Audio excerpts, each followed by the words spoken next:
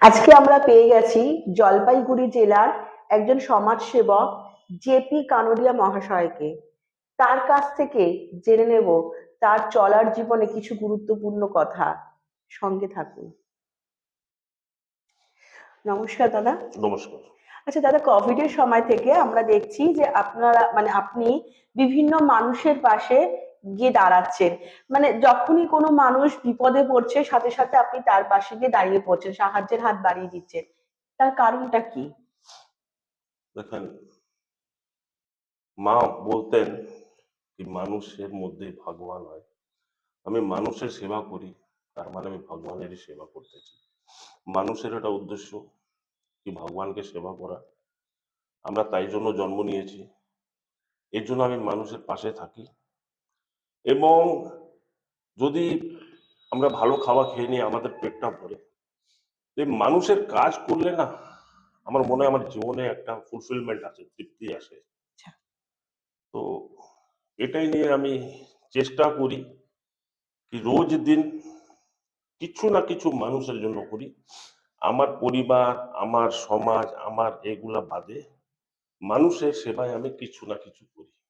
আচ্ছা, দেখা গেছে যে ছোট ছোট বাচ্চারা যখন বই কিনতে পারছে না, সেই বই খাতা দিয়ে আপনি সাহায্য করেছেন, বা কেউ খেলতে পারছে না ব্যাট বলের জন্য, তাদেরকেও সেটা কিনে দিয়েছেন। রিসেন্টলি দেখলাম যে একটি মেয়ে, তার জুতো নেই, সে এশিয়ান গেমসে যেতে চাইছে, তার হাতেও সাহায্য, পাশে গিয়ে সাহায্যের হাতটা বাড়িয়ে দিয়েছেন।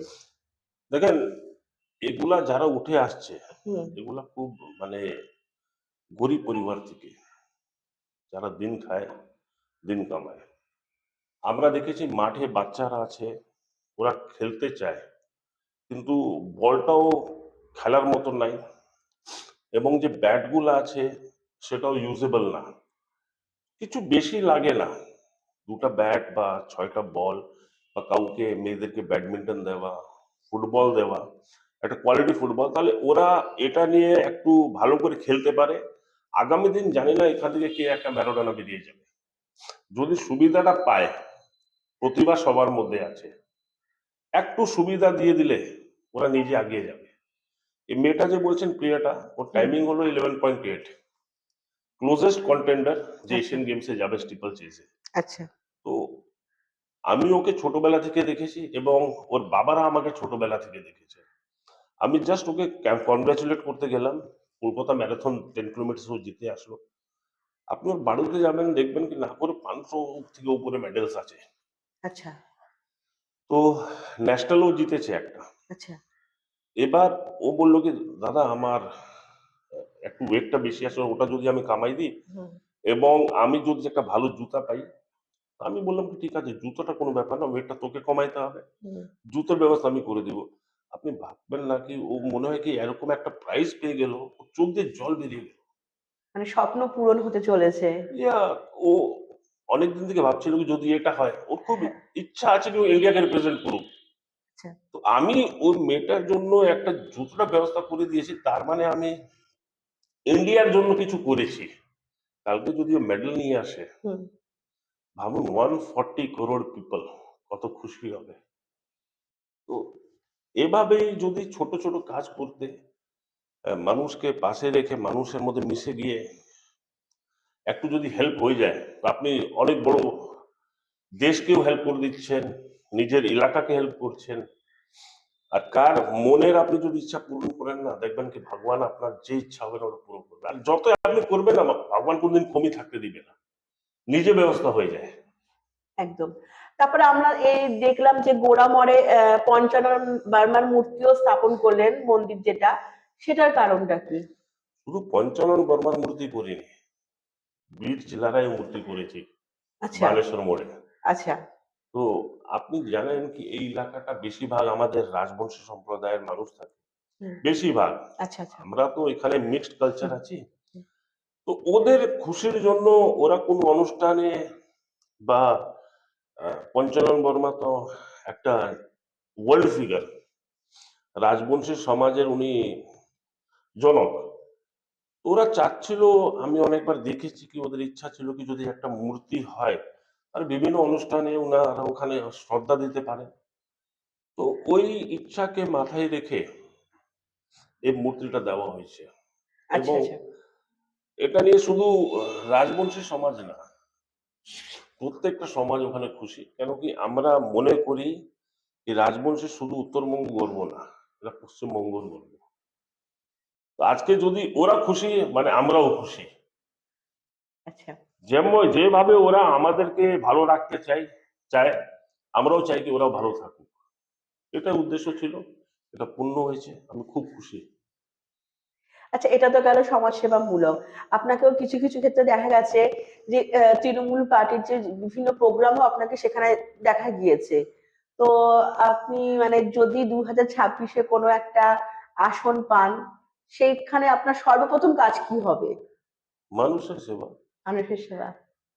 আপনি যদি ইলেক্টেড হন আপনার কাজটা কি আছে?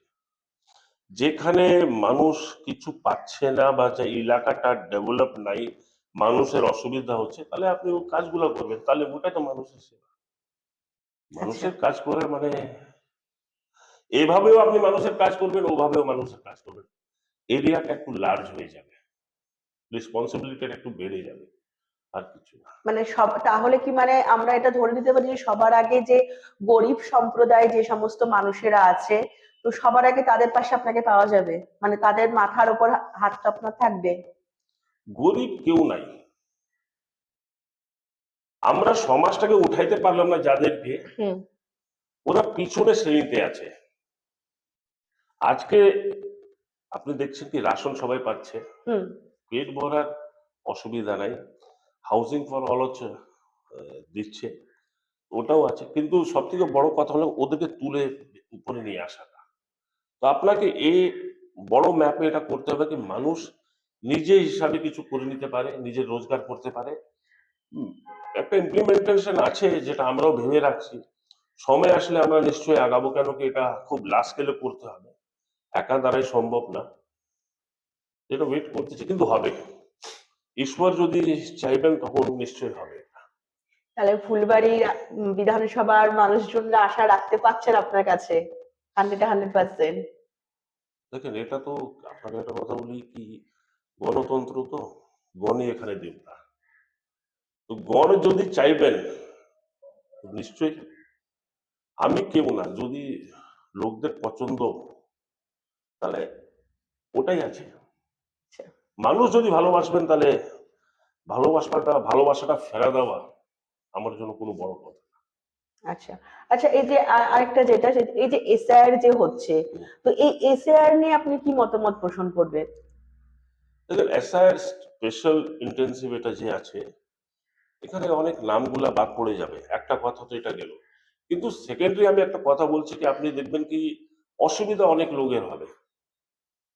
এটা আমাদের ডেভেলপড স্টেট বা ডেভেলপ মানে কান্ট্রি না, লোকরা এখানে রোজগার করে আজ থেকে না, যেদিন থেকে দেশ স্বাধীন হয়েছে, বেশি দিন তো হয়নি এই দেশটাকে হওয়া, তো সবার কাছে সব পেপার নাই। হুম। আর এই 20 বছর হয়েছে, ইয়া 30 বছর হয়েছে মানুষ বাড়িতে জন্মে মানে হসপিটালে এখন যাচ্ছে, ওরা কিন্তু কারো মানে বার্থ সার্টিফিকেটও নাই।